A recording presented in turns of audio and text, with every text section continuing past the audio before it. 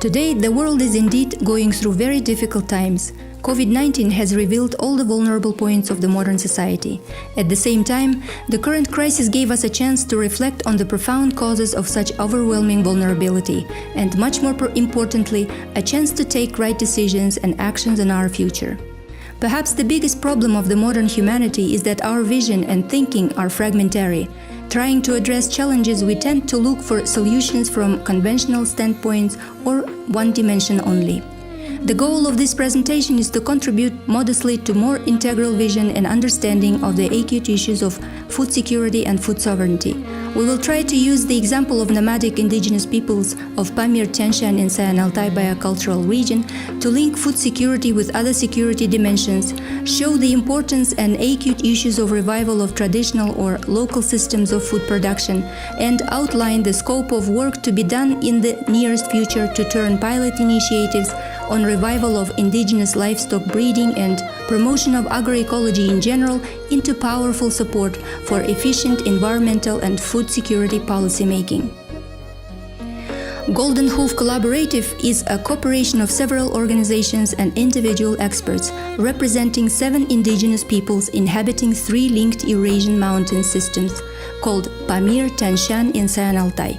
This collaborative was established in 2017 in the framework of the Permanent Forum of Indigenous Peoples of Pamir, Tien, Shan and Sayan Altai and received support from the Agroecology Fund. The collaborative aims to revive indigenous livestock breeding as a key factor of spiritual, cultural, environmental and economic security of indigenous peoples of the given region. The project has 3 components: revival of gene pool of indigenous livestock, reactivation of related traditional agroecological technologies, and consolidation of indigenous leaders around the issues of spiritually oriented and ecological models of development.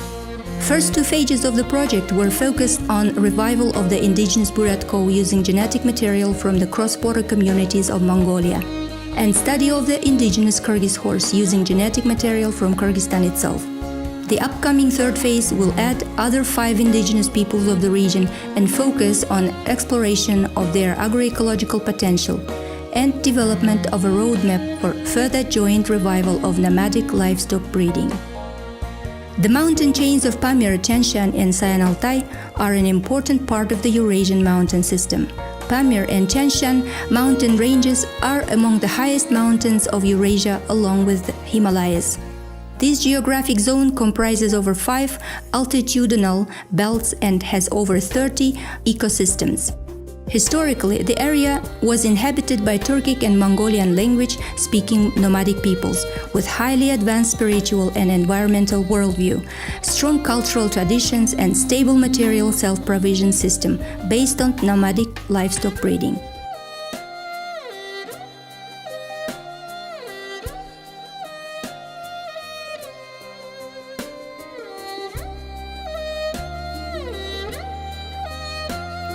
Today, like many other indigenous communities of the world, indigenous peoples of the Pamir, Tien, Shan and Sayan Altai area clearly understand, through their own complicated history and in the light of the modern global challenges, the importance of reviving 3 basic dimensions of security: spiritual, environmental and material.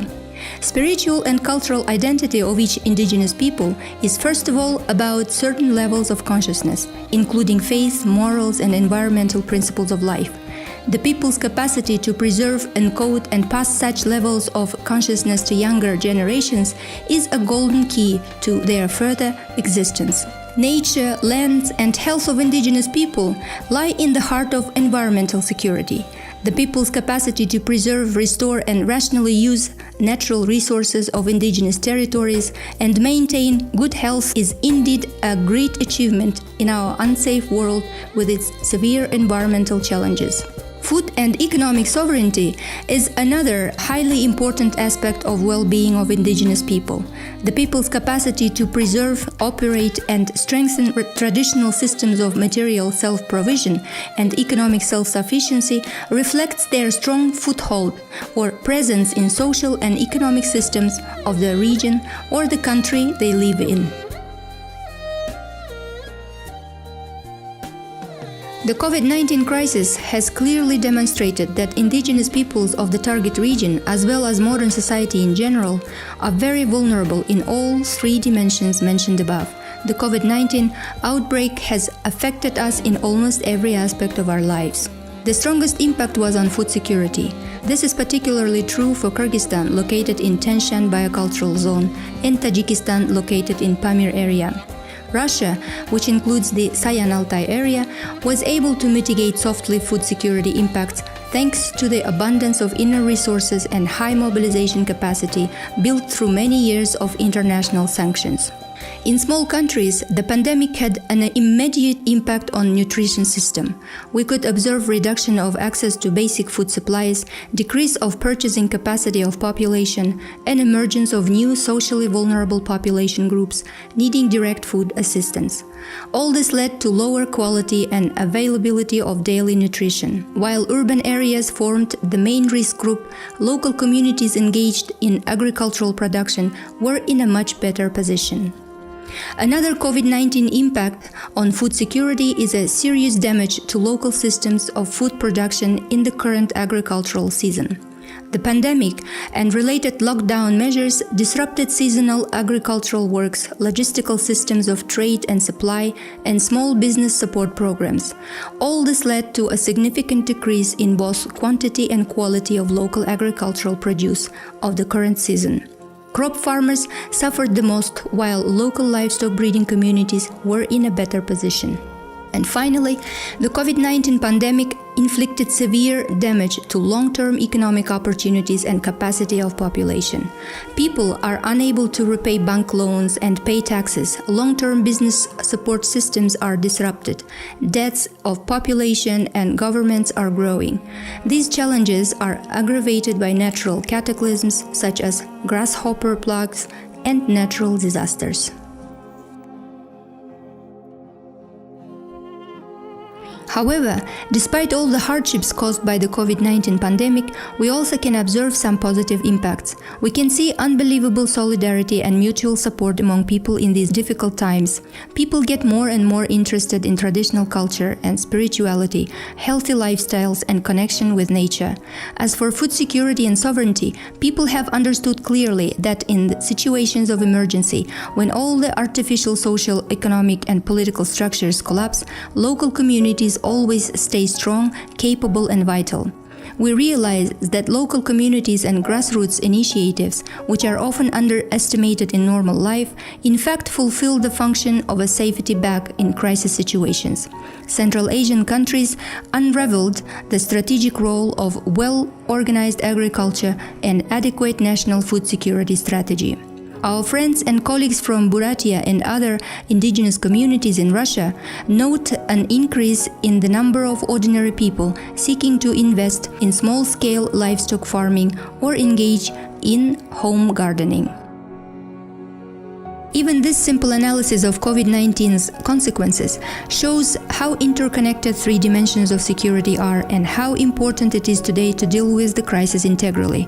In this context, it is obvious that the food system is closely tied to value systems of the society and ecosystems of the earth, from local to global levels. And during this process of transformation of food system, indigenous peoples of the world could provide incredible support in the form of environmental and moral values encoded in their cultures, unique agroecological approaches and technologies presented in their traditional knowledge, and vast human capacity and resources of their local communities. And the final result of this transformation process could be emergence of a new food system, the system based on moral values and profound respect to human being and nature.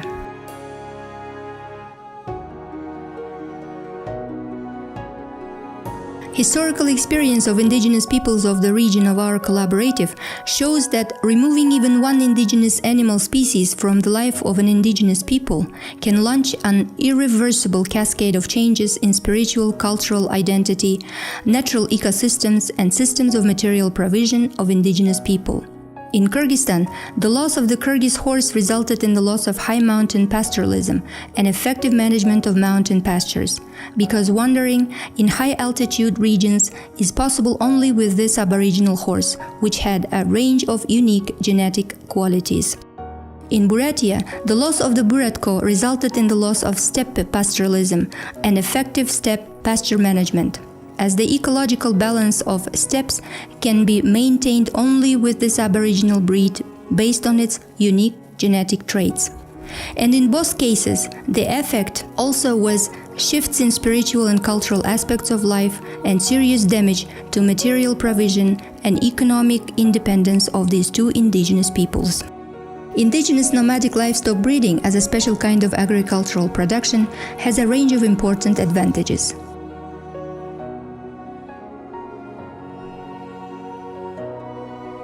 Aboriginal livestock breeds have been adapting to local ecosystems for hundreds or even thousands years and cannot be replaced by any of non-native breeds. They are part of these local ecosystems and do not need much care from the herders. A one-family household is usually capable of handling large herds of indigenous livestock, staying relatively independent from the external environment. Another important advantage of indigenous livestock breeding is its pastoral or nomadic technologies. Traditional nomadic agricultural technologies are based on livestock grazing that address concurrently all livestock breeding issues in a comprehensive, effective, and natural or environmentally friendly manner.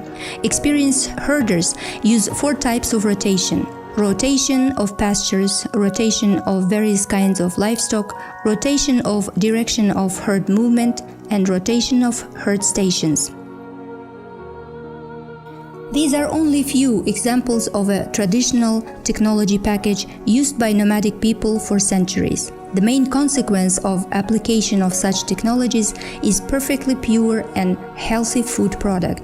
Economically, indigenous livestock breeding is gaining popularity among farmers thanks to high productivity of indigenous breeds and high energy value of their milk and meat. The Buryat experience shows that Buryatko has a number of advantages over stall-fed cattle breeds, for example Simmental cattle breed, in terms of various parameters. Buryatkos are cheaper to keep and pay off quickly, bringing profit within a year. The Kyrgyz horse can be a source of up to 6 different products. Its milk and meat have unique taste and healing properties.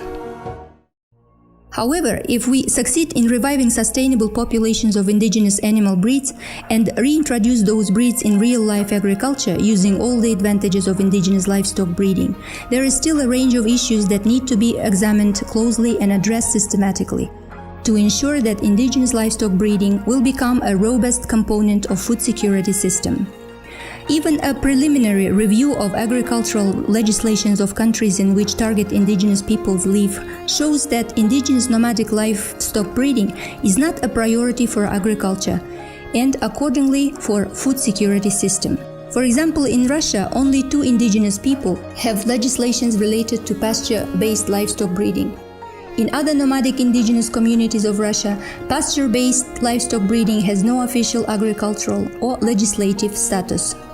Similarly, Kyrgyzstan and Tajikistan do not have enough attention to the revival and reintroduction of indigenous animal breeds into existing pasture-based husbandry systems. This means that significant efforts are yet to be made to build agri-technological hubs or pasture laboratories for indigenous livestock, promote live networks of real herders, and advocate for pasture-based and aboriginal animal husbandry at the national level. Pasture lands are a strategic resource for indigenous livestock farming. Increased interest to pasture-based animal husbandry may cause many issues in relation to pasture management. For example, in Russia, livestock farmers can take agricultural lands on lease, sometimes buy out agricultural lands or use lands as part of governmental programs on business support or traditional management of natural resources. In Kyrgyzstan and Tajikistan, pastures are accessible on lease terms only. With time, it will be inevitably necessary to optimize pasture management in Kyrgyzstan and Tajikistan and clarify agricultural status of indigenous pasture territories in Russia.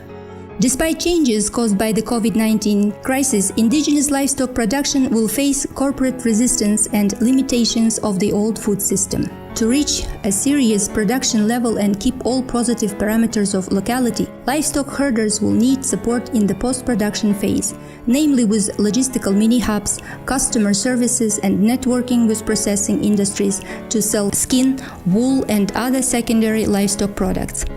For instance, one of the problems faced by livestock farmers in Buryatia is the lack of compact systems for meat freezing and refrigerated transportation of meat. For a society struggling with environmental challenges, it is highly important to continue comprehensive research on positive experience of human-to-nature interactions, a perfect example of which is indigenous livestock breeding. Conventional science, in collaboration with traditional knowledge custodians, should provide all possible support to herders with studying ecosystems, including soils, flora and fauna, microorganisms, water, indigenous animals, and traditional agroecological technologies. Livestock farmers are not able to do this on their own, but they will be happy to host such research and make a great contribution to the mitigation of global climate challenges. A reliable inventory of spiritual and cultural traditions of nomadic peoples is required. These traditions could be an effective tool for transforming the consciousness of modern humankind that got trapped in a materialistic mindset and rational consumeristic lifestyle.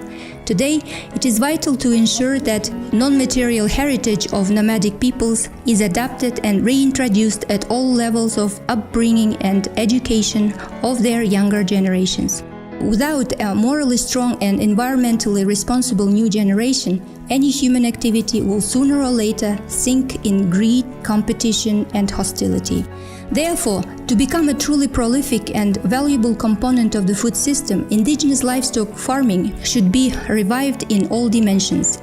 This is the only way to unlock the full potential of indigenous livestock breeding, and any localization that can take place in agricultural production and product dissemination systems should be based on cultural traditions, agroecological technologies, and ecosystems of concrete local communities. In other words, the food policy should be linked to practical restoration of biocultural diversity and environmental recovery of the earth.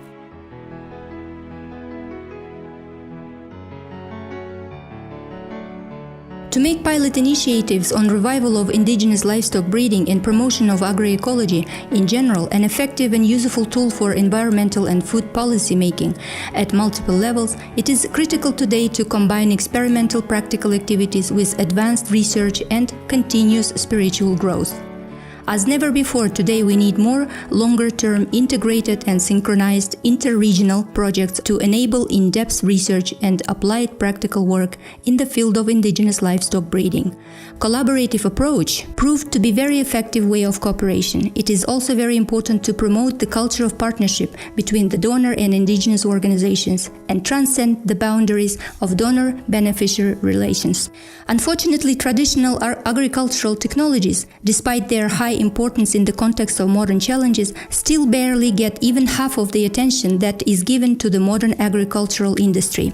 It is critical today to turn advanced conventional science towards indigenous peoples and what they do to combat global challenges.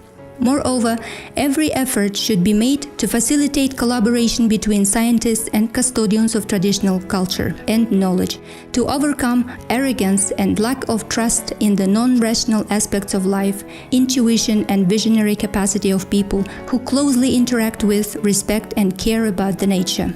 The COVID-19 pandemic has accelerated the transition of spiritually oriented worldviews and more environmentally responsible lifestyle. Toxic and abnormal value systems of modern humankind have brought the society to all sorts of catastrophes, while the return to natural values such as family, community, nature, moderation, and inward peace gives at least some hope for better future. It is important today to activate all the sources of true spirituality and use them to develop applied culture or values-based indicators of well-being that embrace all dimensions of security.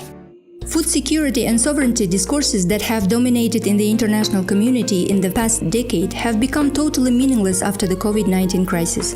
Even before the COVID-19 pandemic, small countries and indigenous peoples around the world were deeply disappointed with the international food security system, because it was initially focused on big players of international food programs, did not take into account moral and ecological aspects of food provision, and was never free from geopolitics. Pre-COVID-19 discourses were the discourses around consumption and power, thus the discourses on dependent, exploitative and dominant attitude of humans to nature, and disrespectful or simply geopolitical attitude of rich people to the poor. Maybe today, with the worldwide and extraordinary COVID-19 experience in mind, together we will be able to launch a transformative process to change the existing food system into a system that would mainstream the revival of self-sufficient and sustainable communities based on natural ecosystems, a system that would stand on environmental indicators, health of natural ecosystems and social responsibility. Perhaps now is really time for a serious change.